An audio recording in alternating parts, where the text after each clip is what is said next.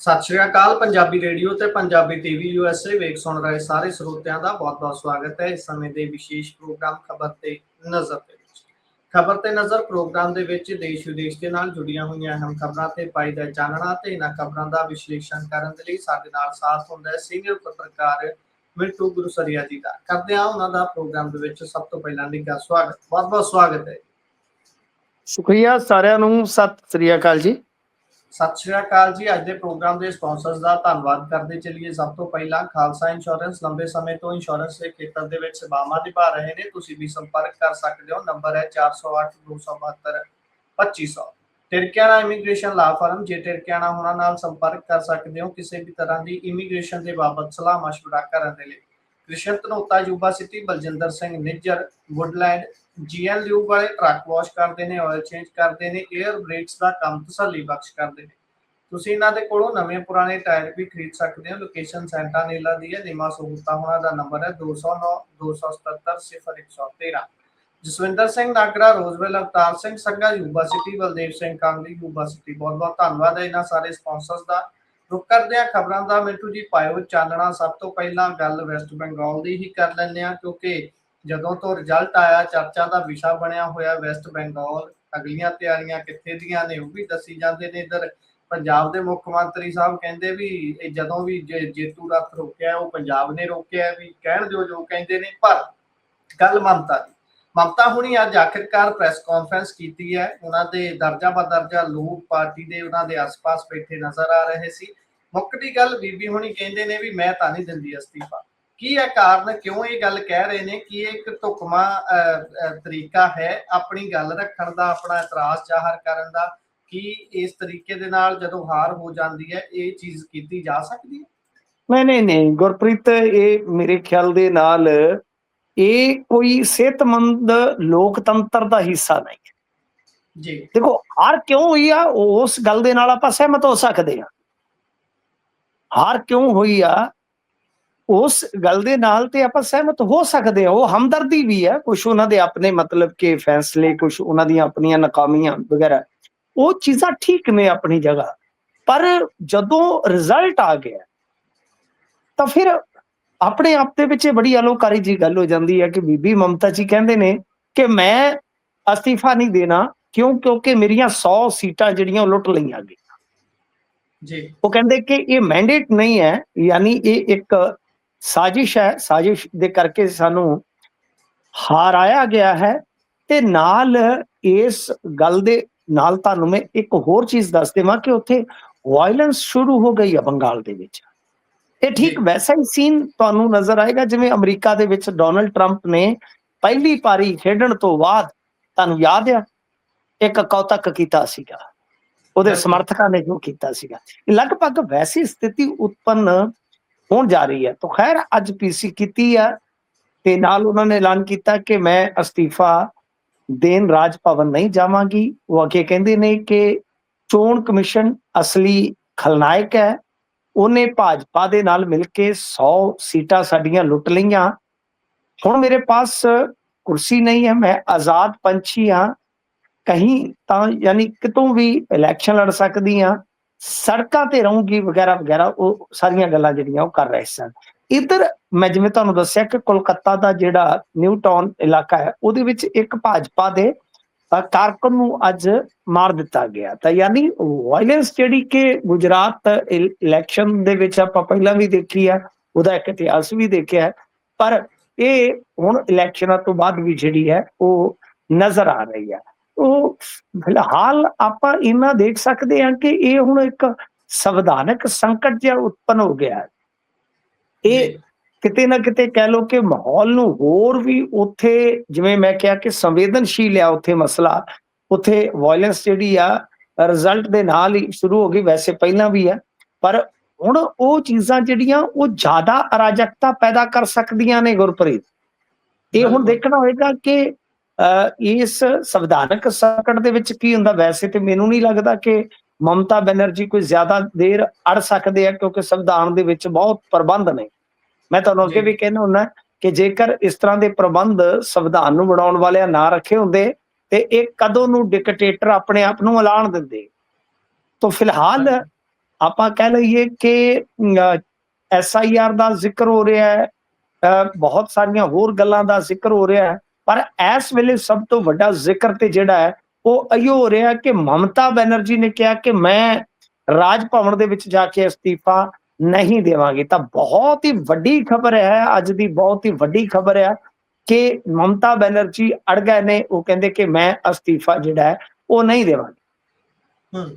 ਜੀ ਜੀ। ਇਸ ਤੋਂ ਅੱਗੇ ਜੇਕਰ ਆਪਾਂ ਵਧੀਏ ਤਾਂ ਉਧਰ ਚੱਡਾ ਹੁਣੀ ਵੀ ਸਿੱਧੇ ਹੋਏ ਨੇ, ਕਹਿੰਦੇ ਵੀ ਭਾਈ ਤੁਹਾਡੇ ਕੋਲ ਜੇ ਇੱਕ ਰਾਜ ਦੇ ਵਿੱਚ ਸਰਕਾਰ ਹੈ, ਤੁਹਾਡੇ ਕੋਲ ਪੁਲਿਸ ਹੈ, ਤਾਂ ਸਰਕਾਰ ਸਾਡੀ ਵੀ ਬੜੇ ਰਾਜਾਂ ਦੇ ਵਿੱਚ ਹੈ। ਅੱਜ ਅੱਗੜ ਪਿਛੜੀ ਕੰਮ ਸੀਗਾ, ਪਹਿਲਾਂ ਚੱਡਾ ਹੁਣੀ ਪਹੁੰਚ ਗਏ ਆਪਣੇ ਸਾਥੀਆਂ ਦੇ ਨਾਲ ਰਾਸ਼ਟਰਪਤੀ ਦੇ ਕੋਲ, ਤੇ ਉਦੋਂ ਬਾਅਦ ਆਪਣੇ ਵਾਲੇ ਬੱਸ ਭਰ ਕੇ ਕਹਿੰਦੇ ਨਾਲ ਲੈ ਕੇ ਗਏ ਨੇ MLAs ਦੀ, ਤੇ ਇੱਕ ਤਰੀਕੇ ਦਾ ਜ਼ੋਰ ਦਿਖਾਏ ਨੇ ਆਪਣੇ ਉੱਥੇ ਪੂਰੇ। ਕਹਿੰਦੇ ਪੰਜਾਬ ਕੋਈ ਟਰੱਕ ਥੋੜੀ ਹੈ ਜਿਹੜਾ ਮਰਜ਼ੀ ਚਲਾਉਣ ਲੱਗ ਜੂ। ਨਹੀਂ ਦੇਖੋ, ਹਾਂ ਬੱਸਾਂ ਤੇ ਇਦਾਂ ਗਈਆਂ ਨੇ ਜਿਵੇਂ ਸਕੂਲੀ ਜਵਾਕਾਂ ਨੂੰ ਟ੍ਰਿਪ ਤੇ ਲਿਜਾਇਆ ਜਾਂਦਾ ਹੈ, ਉੱਥੇ ਆਪਾਂ ਵੇਖਿਆ ਹੀ ਆ। ਤੇ ਇਹ ਬੱਸਾਂ ਬੜੀਆਂ ਮਤਲਬ ਕਿ ਇਹ ਉਦੋਂ ਨਿਕਲਦੀਆਂ ਹੁੰਦੀਆਂ ਜਦੋਂ ਪਾਰਟੀਆਂ ਦਾ ਜਲੂਸ ਨਿਕਲ ਚੁੱਕਾ ਹੁੰਦਾ। ਮੇਰੀ ਗੱਲ ਯਾਦ ਰੱਖਿਓ ਤੁਸੀਂ, ਤੁਹਾਨੂੰ ਯਾਦ ਆ ਕਾਂਗਰਸੀਆਂ ਦੀ ਵੀ ਬੱਸ ਉਸੇ ਦੌਰ 'ਚ ਨਿਕਲੀ ਸੀ ਜਦੋਂ ਬੱਸ ਹੋ ਗਈ ਸੀ। ਇਹ ਥੋੜਾ ਦਿਨ ਹੀ ਹੋਏ ਨੇ ਜਦੋਂ ਆ ਰਾਜ ਸਭਾ ਦੀਆਂ ਚੋਣਾਂ ਹੋਈਆਂ ਨੇ, ਆ ਇੱਥੇ ਹਰਿਆਣੇ 'ਚ ਵੀ ਤਾਂ ਲਈ ਫਿਰਦੇ ਸੀ ਟੈਂਪੂ ਟਰੈਵਲਰਾਂ 'ਚ ਆਪਣੇ ਵਿਧਾਇਕ, ਉਹ ਫਿਰ ਵੀ ਪਾ ਗਏ ਵੋਟ ਦੂਜੇ ਪਾਸੇ। ਮੈਂ ਉਹੀ ਕਹਿ ਰਿਹਾ ਨਾ, ਜਦੋਂ ਬੱਸ ਹੋ ਜਾਂਦੀ ਉਦੋਂ ਸਮਝੋ ਬੱਸਾਂ 'ਚ ਮਿਲਦੇ ਆ ਲੀਡਰ। ਫਿਲਹਾਲ ਇਹਨਾਂ ਨੇ ਬੱਸਾਂ ਲੱਦੀਆਂ ਤੇ ਸਾਰਿਆਂ ਨੂੰ ਉੱਥੇ। ਅੱਛਾ, ਮੈਂ ਆਖਿਆ ਗਿਣੋ ਤਾਂ ਸਹੀ ਪੂਰੇ ਆ, ਕੋਈ ਇੱਧਰ ਉੱਧਰ ਤੇ ਨਹੀਂ ਵੜ ਗਿਆ, ਕਿਉਂਕਿ ਰਵਨੀਤ ਬਿੱਟੂ ਕਹੀ ਜਾਂਦੇ ਸੀ, ਉਹ ਕਹਿੰਦੇ ਯਾਰ ਗਾਂ ਲੰਘ ਜਾਓ, ਮੇਰਾ ਦਫ਼ਤਰ ਇੱਥੇ ਨਾਲ ਹੀ ਹੈ, ਕਿੱਥੇ ਤੁਸੀਂ ਸੜਕ ਤੇ ਖਲੋਤੇ ਧੁੱਪੇ, ਇੱਧਰ ਆ ਜਾਓ ਵੀਰ ਬਣ ਕੇ, ਨਿੰਬੂ ਪਾਣੀ ਪਿਆਉਣਾ ਮੈਂ ਤੁਹਾਨੂੰ, ਸ਼ਰਦਾਈ ਪਿਆਉਣਾ, ਆ ਜਾਓ ਆ ਜਾਓ ਇੱਧਰ ਨੂੰ ਆ ਜਾਓ। ਮੈਂ ਆਖਿਆ ਕੋਈ ਵੜ ਨਾ ਗਿਆ ਹੋਵੇ ਉਧਰ ਧੁੱਪ ਦਾ ਮਾਰਿਆ, ਕਿਉਂਕਿ ਭਗਵੰਤ ਮਾਨ ਤੇ ਚਲੇ ਗਏ ਰਾਸ਼ਟਰਪਤੀ ਭਵਨ। ਜੀ ਸਾਡਾ ਜੀ ਨਹੀਂ ਉਹ ਲੱਗਦਾ ਕੱਲਿਆਂ ਦਾ, ਕਿਤੇ ਆ ਕੇ ਮਿਲ ਜਾ। ਉਹ ਵਿਚਾਰੇ ਢੀਕਦੇ ਪਏ ਸੀ ਵਿਧਾਇਕ ਕਿ ਹੁਣ ਕੀ ਕਰੀਏ। ਉਧਰੋਂ ਰਵਨੀਤ ਬਿੱਟੂ ਆਵਾਜ਼ਾਂ ਮਾਰ ਰਿਹਾ ਸੀ, ਉਹ ਗਿਣੇ ਤੇ 2 ਘੱਟ ਨਿਕਲੇ, ਤੇ 2 ਕਿੱਧਰ ਚਲੇ ਗਏ। ਉਹ ਫਿਰ ਯਾਦ ਆਇਆ ਕਿ 2 ਤੇ ਇਹਨਾਂ ਦੇ ਅੰਦਰ ਹੀ ਰਹਿੰਦੇ ਨੇ ਤਕਰੀਬਨ। ਬਿਲਕੁਲ ਵੀ 1-2 ਤੇ ਹਮੇਸ਼ਾ ਇਹਨਾਂ ਦੇ ਜੇਲ੍ਹ 'ਚ ਬੈਠੇ ਹੁੰਦੇ ਆ, ਵੀ 2 ਇੱਕ ਤੇ ਫੁੱਫੜ ਤੇ ਇੱਕ ਲਾਲਜੀਤ ਭੁੱਲਰ, ਇਹ ਤੇ ਦੋਵੇਂ ਅੰਦਰ ਨੇ। ਫਿਰ ਚੇਤਾ ਆਇਆ ਉਹ ਤੁਹਾਡਾ ਭਲਾ ਹੋ ਜੇ ਤੁਹਾਡਾ, ਇੰਨੇ ਕੁ ਬੰਦੇ ਤੇ 1-2 ਬੰਦੇ ਇਹਨਾਂ ਦੇ ਹਰ ਟਾਈਮ ਅੰਦਰ ਰਹਿੰਦੇ ਆ।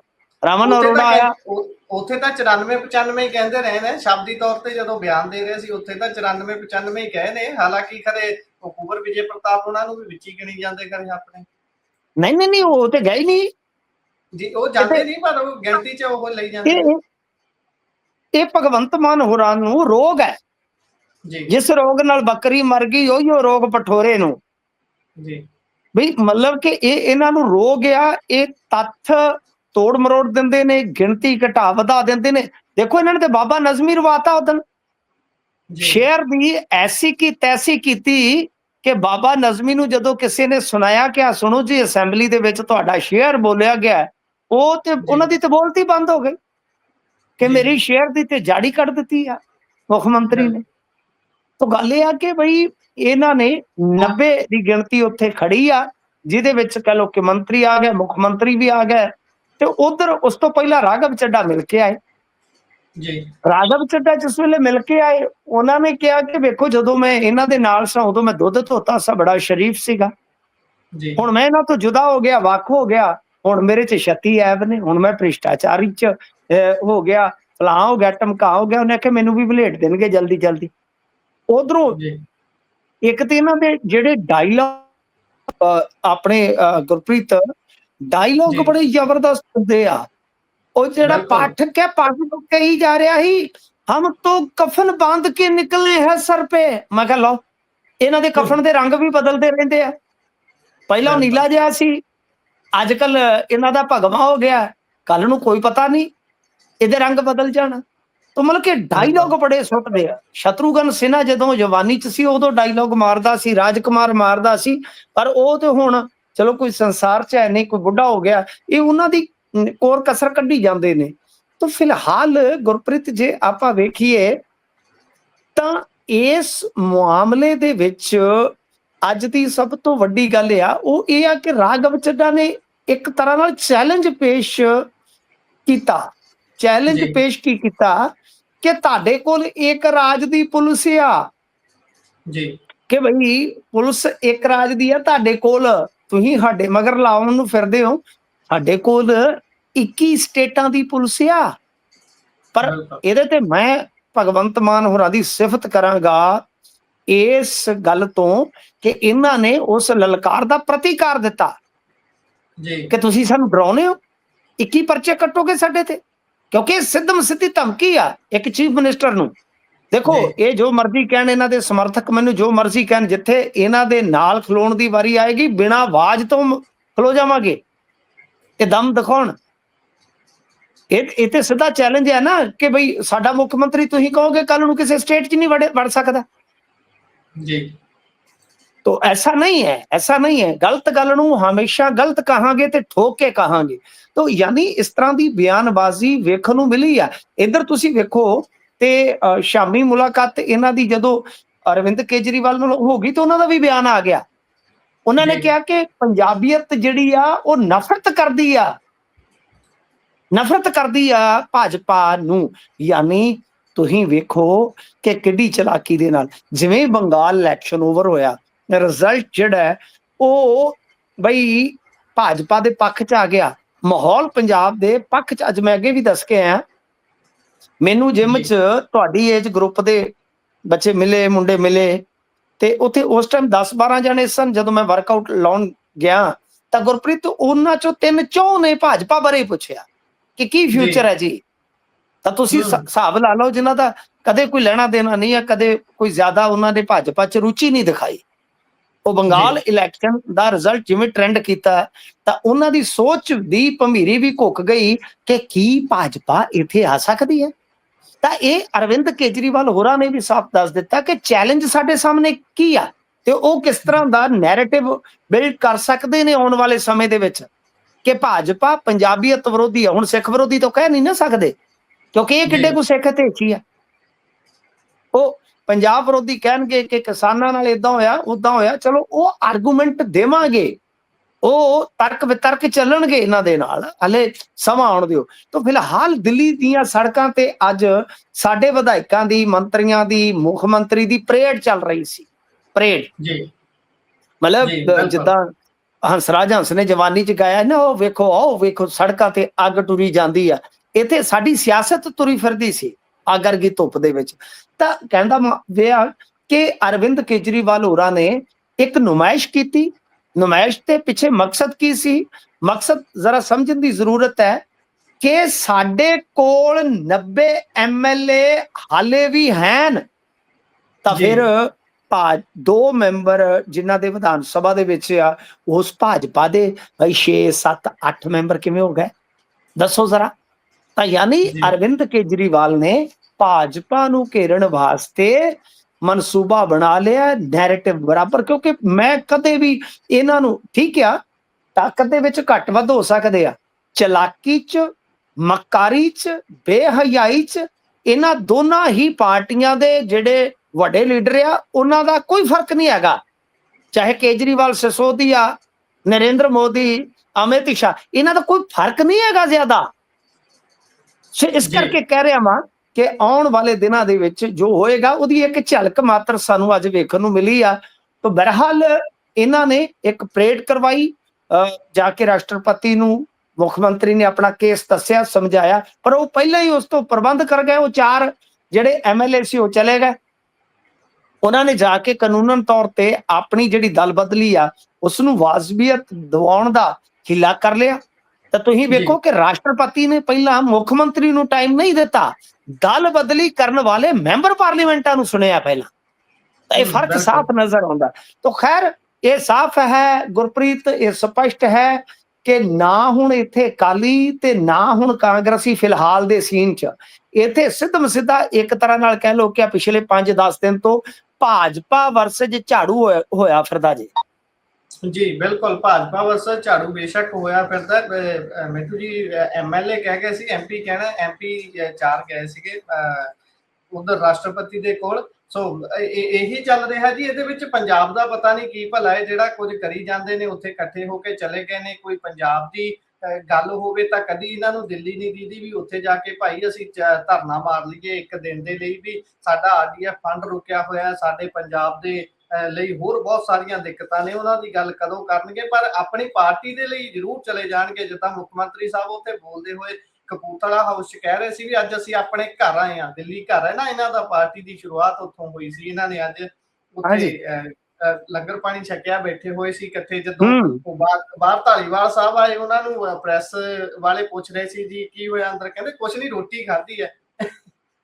ਕੁਛ ਨਹੀਂ ਯਾਰ, ਰੋਟੀ ਖਾਧੀ ਉਹ ਤੇ ਐਂ ਕਰਕੇ ਨਿਕਲ ਜਾਂਦੇ ਆ। ਮੈਂ ਇੱਕ ਘਰ ਬਣਾਉਂਗਾ ਤੇਰੇ ਘਰ ਕੇ ਸਾਹਮਣੇ, ਇਹ ਤੇ ਘਰ ਏਦਾਂ ਹੀ ਬਣਾਉਂਦੇ ਆ ਭਾਈ।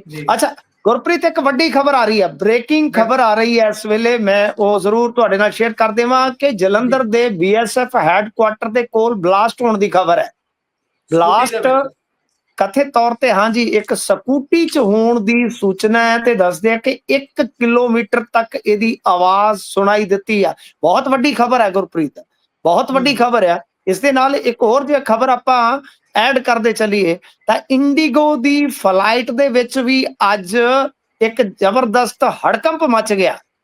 ਇਹ ਜਿਹੜਾ 에ਅਰਪੋਰਟ ਹੈ, ਮੋਹਾਲੀ ਵਾਲਾ 에ਅਰਪੋਰਟ ਹੈ, ਜਿਸ ਨੂੰ ਚੰਡੀਗੜ੍ਹ 에ਅਰਪੋਰਟ ਕਹਿ ਦਿੱਤਾ ਜਾਂਦਾ ਹੈ, ਉੱਥੇ ਇਹ ਹੜਕੰਪ ਮਚਿਆ, ਉੱਥੇ ਤਰਥੱਲੀ ਮਚੀ ਆ। ਦੱਸਦੇ ਕਿ ਉਹਦੇ 'ਚ ਵੀ 5 ਪੈਸੇਂਜਰ ਜ਼ਖਮੀ ਹੋ ਗਏ ਆ, ਕਿਉਂਕਿ ਇੱਕ ਪਾਵਰ ਬੈਂਕ ਸ਼ਾਇਦ ਜਿਹੜਾ ਸੀਗਾ ਬੈਗ ਦੇ ਵਿੱਚ ਉਹ ਫਟ ਗਿਆ ਤੇ 198 ਯਾਤਰੀਆਂ ਨੂੰ ਐਮਰਜੈਂਸੀ ਡੋਰ ਥਾਣੀ ਉੱਥੋਂ ਕੱਢਿਆ ਗਿਆ। ਫੁਟੇਜ ਵੀ ਆਏ ਨੇ, ਕਾਫੀ ਕਹਿ ਲੋ ਕਿ ਪੈਨਿਕ ਕ੍ਰੀਏਟ ਹੋ ਗਿਆ ਸੀਗਾ। ਪਰ ਜੇ BSF ਹੈਡਕੁਆਟਰ ਦੇ ਕੋਲ ਐਡਾ ਵੱਡਾ ਧਮਾਕਾ ਹੋਇਆ ਤੇ ਇਸ ਧਮਾਕੇ ਦੀ ਤਾਰ ਫਿਰ ਦੂਜੇ ਜੋ ਸਿਲਸਿਲੇਵਾਰ ਤਰੀਕੇ ਨਾਲ ਬਲਾਸਟ ਹੋ ਰਹੇ ਨੇ ਪੰਜਾਬ ਦੇ ਵਿੱਚ, ਜੇ ਉਧਰ ਜੁੜ ਜਾਂਦਾ ਤਾਂ ਬਹੁਤ ਹੀ ਮੈਂ ਕਹਿੰਦਾ ਕਿ ਮਾਨ ਸਰਕਾਰ ਵਾਸਤੇ ਇਹ ਇੱਕ ਬਹੁਤ ਵੱਡਾ ਚੈਲੰਜ ਹੋ ਜਾਏਗਾ ਗੁਰਪ੍ਰੀਤ। ਥਾਣੇ ਤੁਸੀਂ ਦੇਖੇ ਹੋਣੇ, ਚੌਂਕੀਆਂ, ਇਹਨਾਂ ਦੇ ਪੁਲਿਸ ਕਰਮਚਾਰੀਆਂ ਦੇ ਕਤਲ ਤੱਕ। ਇਸ ਤੋਂ ਬਾਅਦ ਇਹਨਾਂ ਦਾ ਜੇ ਤੁਸੀਂ ਵੇਖੋਗੇ ਤੇ ਉਹ ਜਿਹੜਾ ਹੈਗਾ ਸੀਗਾ ਇੰਟੈਲੀਜੈਂਸ ਦਾ ਡਿਪਾਰਟਮੈਂਟ, ਉਹਦਾ ਹੈਡਕੁਆਟਰ, ਉਹਦੇ ਤੇ RPG ਅਟੈਕ ਹੋ ਗਿਆ। ਉਸ ਤੋਂ ਬਾਅਦ ਜੇ BSF ਹੈਡਕੁਆਟਰ ਦੇ ਕੋਲ ਇਸ ਤਰ੍ਹਾਂ ਦਾ ਇੱਕ ਬਲਾਸਟ ਜੋ ਖਬਰ ਆ ਰਹੀ ਹੈ, ਇਹ ਸੱਚ ਸਾਬਤ ਹੁੰਦਾ ਖਦਸ਼ਾ ਕਿ ਬਲਾਸਟ ਹੋਇਆ, ਤਾਂ ਮੇਰੇ ਖਿਆਲ ਦੇ ਨਾਲ ਪੰਜਾਬ ਸਰਕਾਰ ਬਹੁਤ ਕਸੂਤੀ ਕਰ ਜਾਏਗੀ ਗੁਰਪ੍ਰੀਤ। BSF ਚੌਕ ਦੇ ਬਿਲਕੁਲ ਨਜ਼ਦੀਕ ਇਹ ਧਮਾਕਾ ਹੋਇਆ, ਜਲੰਧਰ ਦੇ ਵਿੱਚ ਜਾਣਕਾਰੀਆਂ ਸਾਂਝੀਆਂ ਕਰ ਦਈਏ। ਤਸਵੀਰਾਂ ਜਿਹੜੀਆਂ ਮੁੱਢਲੀਆਂ ਸਾਹਮਣੇ ਆ ਰਹੀਆਂ ਨੇ, ਉਹ ਤਾਂ ਦੇਖਣ 'ਚ ਤਾਂ ਬਹੁਤ ਲੱਗ ਰਿਹਾ ਵੀ ਵੱਡਾ ਖਲਾਰਾ ਪਿਆ ਹੋਇਆ, ਕਿਉਂਕਿ ਸਾਰਾ ਕੁਝ ਆਲੇ ਦੁਆਲੇ ਕਾਲਾ ਕਾਲਾ ਨਜ਼ਰ ਆ ਰਿਹਾ ਹੋਇਆ, ਤੇ ਆਰਮੀ ਵੀ ਉੱਥੇ ਮੌਕੇ ਤੇ ਨਜ਼ਰ ਆ ਰਹੀ ਹੈ, ਤੇ ਨਾਲ ਪੰਜਾਬ ਪੁਲਿਸ ਦੇ ਆਲਾ ਅਧਿਕਾਰੀ ਵੀ ਉੱਥੇ ਪਹੁੰਚ ਚੁੱਕੇ ਨੇ। ਇਹ ਮੁੱਢਲੀ ਜਾਣਕਾਰੀ ਹੈ। ਅੱਗੇ ਬਿਲਕੁਲ ਗੁਰਪ੍ਰੀਤ, ਇਹਦੇ 'ਚ ਇਹੀ ਹੈ ਨਾ ਕਿ ਜੇ 1 ਕਿਲੋਮੀਟਰ ਤੱਕ ਆਵਾਜ਼ ਸੁਣਾਈ ਦਿੱਤੀ ਆ, ਇਹਦਾ ਮਤਲਬ ਇਹ ਹੈ ਕਿ ਧਮਾਕੇ ਦੀ ਸਮਰੱਥਾ ਜਿਹੜੀ ਹੈ ਉਹ ਬਹੁਤ ਵੱਡੀ ਹੋਏਗੀ। ਬਿਲਕੁਲ ਇਹ ਹੋ ਸਕਦਾ ਹੈ ਕਿ ਧਮਾਕੇ ਦਾ ਜਿਹੜਾ ਮਤਲਬ ਕਿ ਉਹਦੇ ਵਿੱਚ ਜੋ ਵੀ ਐਕਸਪਲੋਸਿਵ ਲੱਗਾ ਹੋਏਗਾ ਉਹ ਇੰਨਾ ਕਮਜ਼ੋਰ ਨਹੀਂ ਹੋਏਗਾ। 1 ਕਿਲੋਮੀਟਰ ਤੱਕ ਇਹ ਧਮਾਕੇ ਵਾਲੀ ਜਿਹੜੀ ਜਗ੍ਹਾ ਹੈ ਮਿੱਟੂ ਜੀ, ਥੋੜਾ ਦੱਸ ਦਈਏ ਵੀ ਇਹ ਉਹ ਜਗ੍ਹਾ ਜਿੱਥੋਂ ਦੀ ਜਿਹੜੇ ਭਰਤੀ ਹੋਣ ਲਈ ਨੌਜਵਾਨ ਟ੍ਰਾਇਲ ਦੇਣ ਆਉਂਦੇ ਨੇ ਨਾ, ਉਹਨਾਂ ਦੀ ਐਂਟਰੀ ਹੈ ਇਸ ਜਗ੍ਹਾ ਤੋਂ। ਆਮ ਤੌਰ ਤੇ ਅਸੀਂ ਲੰਘਦੇ ਵੜਦੇ ਹਾਂ, ਇੱਥੋਂ ਦੇਖਦੇ ਹਾਂ, ਆਮ ਤੌਰ ਤੇ ਇੱਥੇ ਬਹੁਤ ਰੱਛ ਪਿਆ ਹੁੰਦਾ। ਕਈ ਵਾਰੀ ਰਾਤ ਨੂੰ ਨੌਜਵਾਨ ਵਿਚਾਰੇ ਇੱਥੇ ਬਾਹਰ ਸੌਂਦੇ ਨੇ, ਜਿਨ੍ਹਾਂ ਨੇ ਸਵੇਰ ਨੂੰ 3 ਵਜੇ ਐਂਟਰ ਕਰਨਾ ਹੁੰਦਾ ਹੈ ਇੱਥੇ। ਨਹੀਂ ਨਾਜ਼ੁਕ ਹੈ, ਸੰਵੇਦਨਸ਼ੀਲ ਮਸਲਾ ਹੈ ਗੁਰਪ੍ਰੀਤ। ਵੇਟ ਕਰਦੇ ਆ ਕਿ ਪੁਸ਼ਟੀ ਹੁੰਦੀ ਹੈ ਕਿ ਨਹੀਂ ਹੁੰਦੀ। ਤੋ ਕਹਿਣ ਦਾ ਮਤਲਬ ਹੈ ਕਿ ਬਹੁਤ ਵੱਡੀ ਖਬਰ ਆ, ਆਪਣੀਆਂ ਖਬਰਾਂ ਕਰਨ ਦੇ ਦਰਮਿਆਨ ਹੀ ਜਿਹੜੀ ਆਈ ਹੈ, ਬਹੁਤ ਵੱਡੀ ਖਬਰ ਹੈ। ਨਾਲ ਦੀ ਨਾਲ ਹੋਰ ਵੀ ਜੋ ਹੁਣ ਮੈਂ ਵਿਜ਼ੂਅਲ ਦੇਖ ਪਾ ਰਿਹਾ ਉਹ ਇਹ ਨੇ ਵੀ ਇਹ ਉਹ ਜਗ੍ਹਾ ਹੈ ਜਿੱਥੇ ਆਮ ਤੌਰ ਤੇ ਹਮੇਸ਼ਾ ਹੀ ਨਾਕਾ ਲੱਗਾ ਰਹਿੰਦਾ ਪੁਲਿਸ ਦਾ। ਇਹ ਚੌਂਕ ਹੋਣ ਕਰਕੇ ਇੱਥੇ ਆਮ ਤੌਰ ਤੇ ਪੁਲਿਸ ਮੌਜੂਦ ਰਹਿੰਦੀ ਹੈ। BSF ਦੀ ਬਿਲਕੁਲ ਨਾਲ ਕੰਧ ਲੱਗਦੀ ਹੈ, ਤੇ ਬਹੁਤ ਹੀ ਸੰਵੇਦਨਸ਼ੀਲ ਜਗ੍ਹਾ ਦੇ ਉੱਪਰ ਇਹ ਧਮਾਕਾ ਹੋਇਆ। ਖੈਰ ਅਗਲੀਆਂ ਜਾਣਕਾਰੀਆਂ ਦੀ ਉਡੀਕ ਕਰਦੇ ਆ, ਨਾਲ ਵਧਦੇ ਆ ਅੱਗੇ। ਤੇ ਗੱਲ ਕਰੀਏ ਲੈਫਟ ਦੀ, 50 ਸਾਲ ਬਾਅਦ ਇਹ ਵਾਪਰਿਆ ਹੈ ਕਿ ਭਾਈ ਹੁਣ ਪੂਰੇ ਦੇਸ਼ ਦੇ ਵਿੱਚ, ਪੂਰੇ ਭਾਰਤ ਦੇ ਵਿੱਚ ਕੋਈ ਵੀ ਰਾਜ ਹੈ ਨਹੀਂ ਜਿੱਥੇ ਕਾਮਰੇਡਾਂ ਦੀ ਸਰਕਾਰ ਹੋਵੇ। ਕਾਮਰੇਡਾਂ ਵੀ ਹੋਣਾ ਹੋ ਗਿਆ ਜੀ ਬਾਤ। ਹਾਂ ਬਿਲਕੁਲ, ਕਾਮਰੇਡਾਂ ਦਾ ਜਿਹੜਾ ਰੈਡੀਕਲ ਹਥਿਆਰ ਸੰਘਰਸ਼ ਸੀਗਾ ਉਹ ਪਹਿਲਾਂ ਹੀ ਖਤਮ ਹੋ ਚੁੱਕਾ ਹੈ ਗੁਰਪ੍ਰੀਤ, ਇੰਡੀਆ ਦੇ ਵਿੱਚੋਂ ਲਗਭਗ ਥੋੜਾ ਬਚਿਆ ਖੁਚਿਆ ਹੋਏਗਾ, ਬਾਕੀ ਜ਼ਿਆਦਾਤਰ ਮੇਰੇ ਖਿਆਲ ਦੇ ਨਾਲ ਖਤਮ ਹੋ ਚੁੱਕਾ ਹੈ। ਤਾਂ ਹੁਣ ਦੂਜੇ ਪਾਸੇ ਜੇ ਪੋਲੀਟੀਕਲ ਤਾਕਤ ਦੀ ਗੱਲ ਕਰੀਏ ਤਾਂ ਉਹ ਵੀ ਇਹਨਾਂ ਕਾਮਰੇਡਾਂ ਦੇ ਕੋਲੋਂ ਬਿਲਕੁਲ ਖੁੱਸ ਗਈ ਹੈ। ਤੁਸੀਂ ਦਰੁਸਤ ਫਰਮਾਇਆ ਸ਼ਾਇਦ ਇੰਡੀਆ ਦੇ ਇਤਿਹਾਸ ਤੋਂ ਜਿਹੜੇ ਵਾਕਫ ਨੇ ਉਹਨਾਂ ਲੋਕਾਂ ਨੂੰ ਪਤਾ ਹੋਏਗਾ ਕਿ ਇਹਨਾਂ ਨੇ 1957 ਚ ਪਹਿਲੀ ਗਵਰਨਮੈਂਟ ਬਣਾ ਲਈ ਸੀ ਜੀ ਕੇਰਲ ਦੇ ਅੰਦਰ। ਗੁਰਪ੍ਰੀਤ, ਉਹ ਗਵਰਨਮੈਂਟ ਜਿਹੜੀ ਹੈ ਉਹ ਬਣਾਈ ਸੀ, ਉਹ ਚਲਾਈ ਵੀ ਜੀ ਕੁਝ ਸਮੇਂ ਤੱਕ, ਉਹ ਚੱਲੀ ਵੀ ਸੀਗੀ। ਉਹ ਪਹਿਲੀ ਗਵਰਨਮੈਂਟ ਸੀਗੀ ਜਿਸ ਨੂੰ ਧਾਰਾ 356 ਦਾ ਇਸਤੇਮਾਲ ਕਰਕੇ ਰਾਸ਼ਟਰਪਤੀ ਰਾਜ ਲਾਗੂ ਕਰਨ ਉਪਰੰਤ ਡੇਕ ਦਿੱਤਾ ਗਿਆ ਸੀਗਾ। ਤਾਂ ਉਹਦੇ ਜੀ ਮੁੱਖ ਮੰਤਰੀ ਸਨ ਨਬੁੰਦਰੀ ਪਾਲ। ਜੀ ਇਹਨਾਂ ਨੇ ਅਲਾਇੰਸ ਕਰਕੇ ਸਰਕਾਰ ਲਿਆਂਦੀ ਸੀ, ਵਿਆਪਕ ਖੇਤੀ ਤੇ ਜ਼ਮੀਨੀ ਸੁਧਾਰ ਕੀਤੇ ਕੁਝ, ਕਿਉਂਕਿ ਨਾਲ ਇਹਨਾਂ ਦੇ ਜਿਹੜੇ ਸੀਗੇ ਉਹ ਹਮਖਿਆਲੀ ਨਹੀਂ ਸੀ, ਉਹਨਾਂ ਦੀਆਂ ਵਿਚਾਰਧਾਰਕ ਕਹਿ ਲਓ ਕਿ ਤਰਜੀਹਾਂ ਵੱਖਰੀਆਂ ਸਨ, ਜਿਸ ਕਰਕੇ ਰੌਲਾ ਵਧਿਆ। ਪਰ ਉਸ ਤੋਂ ਬਾਅਦ 1977 ਤੋਂ 2011 ਤੱਕ ਇਹ ਬੰਗਾਲ ਚ ਰਹੇ। ਜੀ ਜੋਤੀ ਬਾਸੂ, ਬੁੱਧਾ ਦੇਵ ਭੱਟਾਚਾਰੀਆ, ਇਹ ਨਾਂ ਹੀ ਅਸੀਂ ਸੁਣਦੇ ਰਹੇ ਉੱਥੇ। ਫਿਰ ਜੇ ਤੁਸੀਂ ਵੇਖੋ ਕਿ ਤ੍ਰਿਪੁਰਾ ਚ ਮਾਨਿਕ ਸਰਕਾਰ ਨੇ ਉੱਥੇ ਬਹੁਤ ਲੰਮਾ ਸਮਾਂ ਰਾਜ ਕੀਤਾ। ਇਨਫੈਕਟ ਇੱਕ ਵਾਰੀ ਤੇ 1998 ਤੋਂ ਸ਼ਾਇਦ ਉਹ 2018 ਤੱਕ ਰਾਜ ਕਰ ਗਏ। ਪਰ ਅੱਜ ਦੀ ਤਰੀਕ ਦੇ ਵਿੱਚ ਕੇਰਲ ਚ ਜੋ ਇਹਨਾਂ ਦੀ ਇੱਕ ਬਚੀ ਖੁਚੀ ਸਰਕਾਰ ਸੀ ਉਹ ਜਾਂਦੀ ਲੱਗੀ ਆ। ਤਾਂ ਕੁੱਲ ਮਿਲਾ ਕੇ ਕਾਸਾ ਖਾਲੀ ਹੈ ਇਸ ਵੇਲੇ ਕਾਮਰੇਡਾਂ ਦਾ। ਹੁਣ ਸਿਆਸੀ ਪਾਵਰ ਖਣੋ ਜੇ ਆਪਾਂ ਵੇਖੀਏ, ਪਰ ਕਾਮਰੇਡ ਜਿਹੜੇ ਆ ਉਹ ਸਮੇਂ ਦੇ ਅਨੁਸਾਰ ਨਹੀਂ ਢਲ ਸਕੇ। ਇਹਨਾਂ ਦੀ ਜਿਹੜੀ ਰਾਜਨੀਤੀ ਸੀ, ਖਾਸ ਤੌਰ ਤੇ ਜੇ ਤੁਸੀਂ ਵੇਖੋਗੇ ਜੋ ਹਿੰਦੂ ਤਵੀ ਰਾਜਨੀਤੀ ਹੈ, ਇਸਨੇ ਤੇ ਖੇਤਰੀ ਦਲ ਅਤੇ ਇਸ ਤੋਂ ਇਲਾਵਾ ਲੈਫਟ ਵਿਚਾਰਧਾਰਾ ਇਹਨਾਂ ਨੂੰ ਲੱਕੋਂ ਲਿਆ। ਇਹ ਗੱਲ ਮੰਨਣ ਵਾਲੀ ਆ, ਇਹਨਾਂ ਨੂੰ ਲੱਕੋਂ ਲੈ ਲਿਆ, ਇਹਨਾਂ ਨੂੰ ਤਾਂ ਉੱਠਣ ਹੀ ਨਹੀਂ ਦਿੱਤਾ। ਸੋ ਇਸ ਕਰਕੇ ਬਹੁਤ ਖਤਰਨਾਕ ਦੌਰ ਦੇ ਵਿੱਚ ਇਹ ਕਾਮਰੇਡ ਜਿਹੜੇ ਬਿਲਕੁਲ ਕਹਿ ਲਓ ਕਿ ਪਾਵਰਲੈਸ ਹੋ ਗਏ ਨੇ। ਪਰ ਇਹਨਾਂ ਨੂੰ ਸੋਚਣਾ ਚਾਹੀਦਾ, ਕਿਉਂਕਿ ਆਪਾਂ ਦੇਖਿਆ ਬਹੁਤ ਸਾਰੀਆਂ ਗਲਤੀਆਂ ਇਹਨਾਂ ਨੇ ਵੀ ਕੀਤੀਆਂ ਨੇ। ਇਹ ਨਹੀਂ ਹੈ ਕਿ ਇਹ ਬਈ ਕਦੇ ਗਲਤ ਨਹੀਂ ਹੋ ਸਕਦੇ।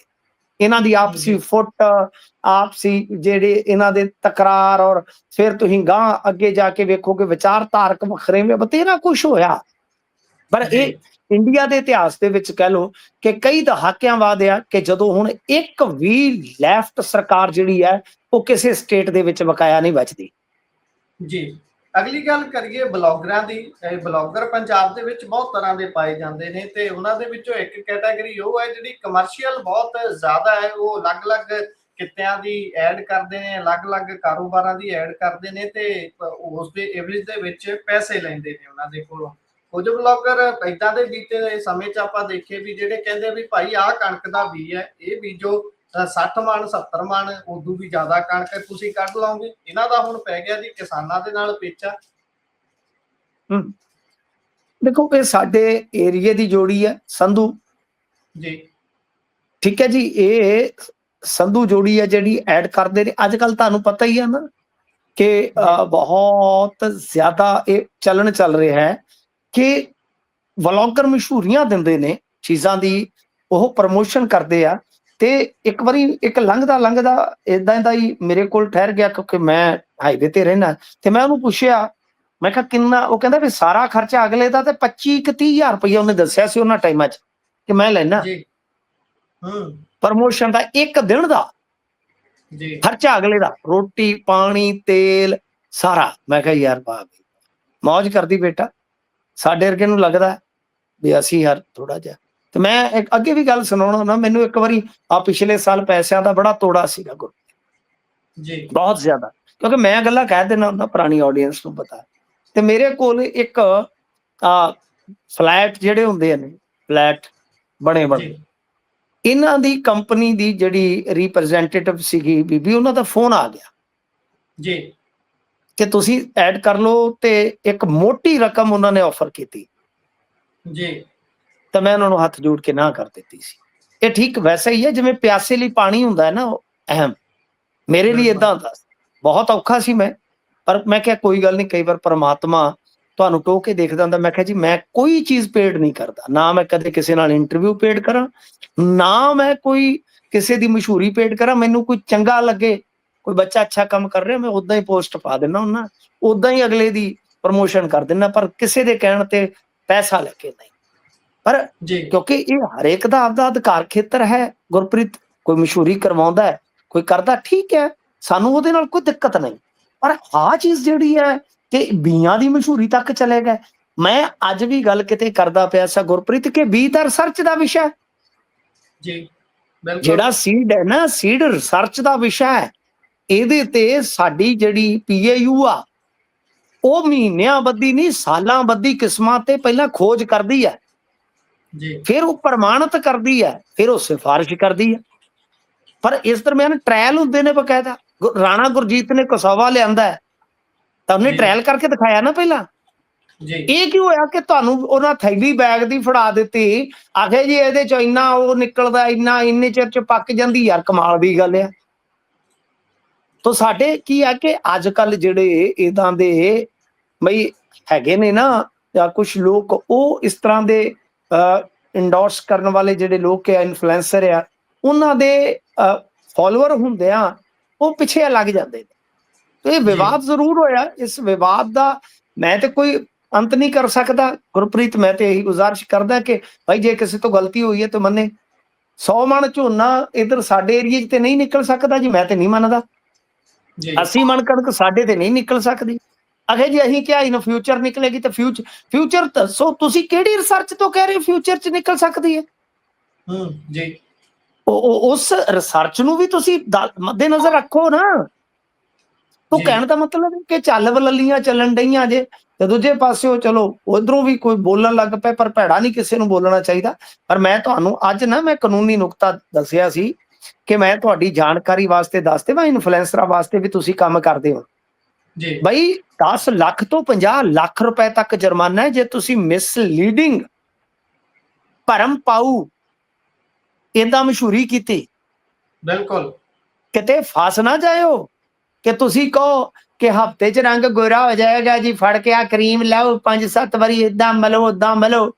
ਕਈ ਤੇ ਐਕਟਿੰਗ ਬੜੀ ਕਰਦੇ ਆ, ਉਹ ਭੱਜ ਕੇ ਜਾਂਦੇ ਦੁਕਾਨਾਂ 'ਚ ਵੜਦੇ ਆ ਤੇ ਕਦੇ ਫਰਨੀਚਰ ਤੇ ਬਹਿ ਕੇ ਗੱਦੇ ਤੇ ਉਹ ਕਦੇ ਕਹਿੰਦੇ ਆ ਕਿ ਵੀ ਆਹ ਲੈ ਲਓ ਜੀ, ਬੱਲੇ ਬੱਲੇ ਹੋ ਜਾਏਗੀ, ਉਹ ਲੈ ਲਓ।